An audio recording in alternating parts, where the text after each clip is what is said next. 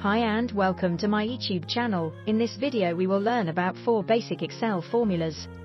So the first one that we're going to go over is the average function. So let's say we have a group of numbers 15, 27, 42, 93, 56, 84, 75, 33, and 49. If you want to find the average of these numbers, type in equal, average, parentheses, and then highlight the column of data that you want to average.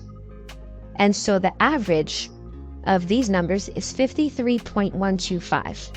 And so that's a very simple way in which you can use the average function in Excel. Now let's say if you want to average two numbers quickly, you can type in equal average, and then let's say we want to average 100 and 200. So type in 100, 200, close parentheses, and you get 150. If you want to average three numbers, you can type in the three numbers. Let's say 100, 200, and 300. The average of those three numbers is 200. And so that's another way in which we can use that average function in Excel. Now, the next function that we're going to talk about is the sum function. So let's say if we want to add up some numbers.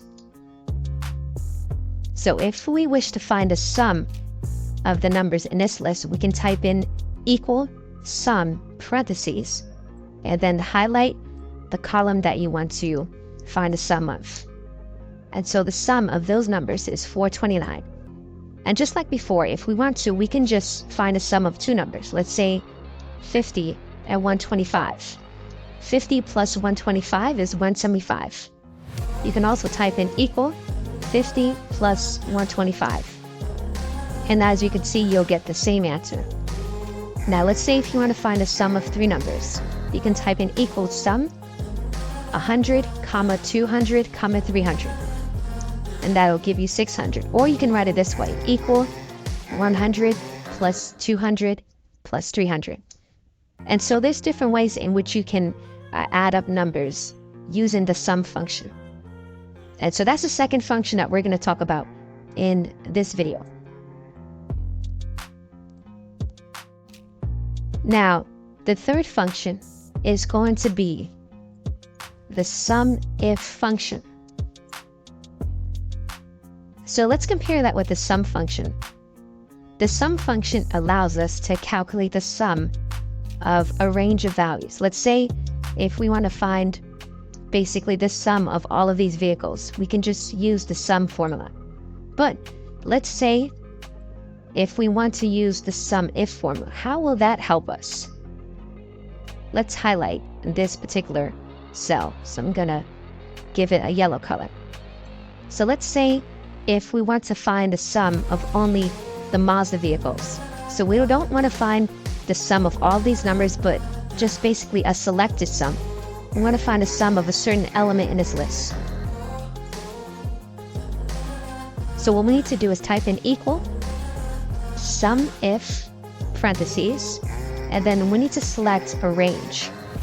So the range will be the car type, and then comma, the criteria will be based on whatever is in this cell B14,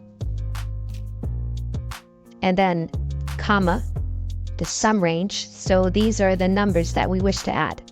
Close parentheses, enter. This should be the car type actually, instead of Mazda. Now we're going to put the word Mazda in this cell. And so notice that we get the total sum of all the Mazda vehicles. So that's 125 plus 142 plus 425. And you can check it. If you type in equal sum 125, comma 142, comma 425, it will give you 692. Now you could change it. Let's say if we want to find a sum of the Honda vehicles, it's automatically going to adjust. There's only one type of Honda vehicle in this list, so it's 174. If we want to find the sum of all the Toyota vehicles, just type it in and it automatically gives us a sum. So we have 326 for Toyota, 89 and 274. So if we type in equal 326 plus 89 plus the other one, which is 274, we get 689. So the SUMIF function helps us to find the sum of a certain element in this list, rather than the sum of all of these numbers in that list.